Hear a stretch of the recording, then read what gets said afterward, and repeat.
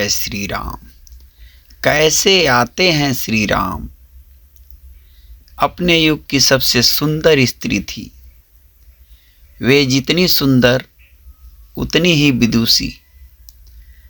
आस पड़ोस की स्त्रियां कहती, इसे ब्रह्मा ने अपने हाथों से बनाया है, ये ब्रह्मा की पुत्री है। वे सब ठीक ही कहती थी। उन्होंने जिस ऋषि का वर्ण किया वे अपने युग के श्रेष्ठ विद्वानों में एक थे।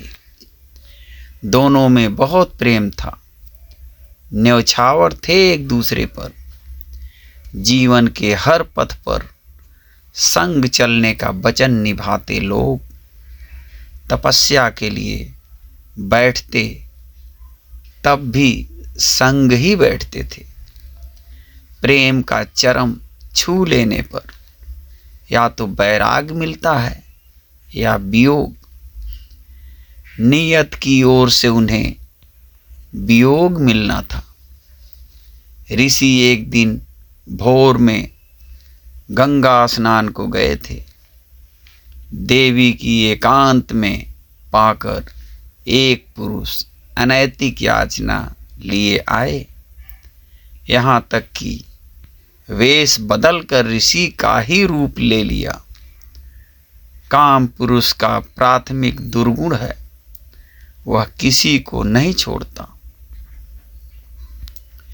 बड़े बड़े महापुरुषों की मति हर लेने वाला काम तब इंद्र की मति हर चुका था। देवी पहचान गई पति के रूप में आए छली को। स्वर्ग के अधिपति को तिरस्कार के साथ वापस तो लौटा दिया, पर उतने महान व्यक्ति को भी अनैतिक प्रयत्न करते देख वैराग्य भाव से मुस्कुरा दिया। दुर्भाग्य की बस उसी क्षण पति लौट आए। राह में उन्होंने देखा था अपने ही वेश में आश्रम से निकलते इंद्र को। प्रेम या तो अति विश्वासी बना देता है या अति भयभीत। महर्षि गौतम के हिस्से में भय आया था। इसमें होता यह है कि प्रेम जितना ही गहरा हो उतना ही भयभीत कर देता है। हर समय यही भय कि कहीं मेरा साथी मुझे त्याग तो नहीं देगा, उसे कोई और प्रिय तो नहीं। ऋषि का भय क्रोध में बदल गया।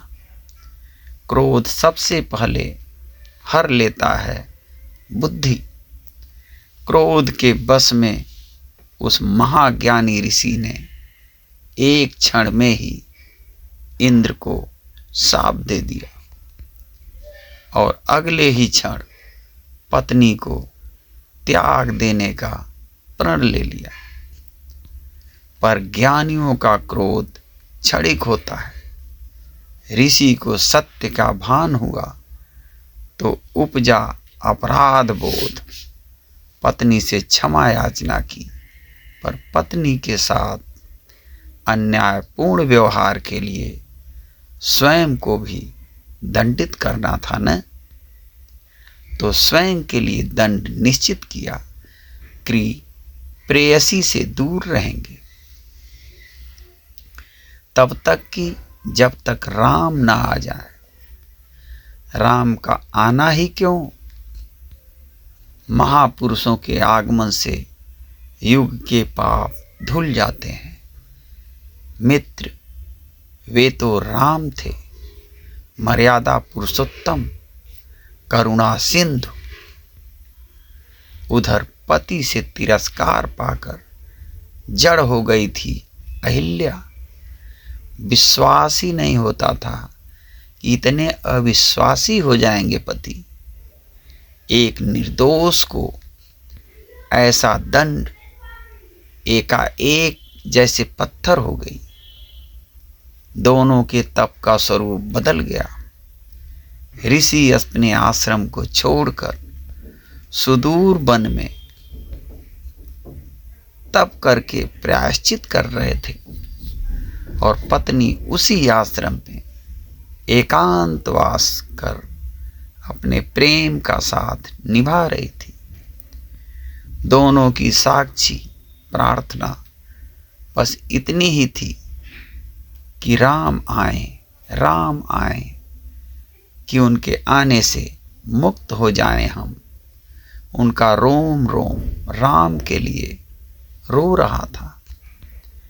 जैसे जाने कितने बरस बीत गए, जाने कितने युग बीत गए, राम को ढूंढते ढूंढते गौतम और अहिल्या वृद्ध हो गए थे और एक दिन उन दो राजकुमारों को लेकर अनायास ही उस परित्यक्त कुटिया की ओर मुड़ गए महर्षि विश्वामित्र। जैसे कह रहे हों, मुक्त हो देवी, तुम्हारी तपस्या अंततः खींच लाई उस महापुरुष को। राम यूं ही नहीं आते मित्र, उनके पीछे किसी अहिल्या की लंबी तपस्या होती है। जय श्री राधे राधे, जय श्री राम।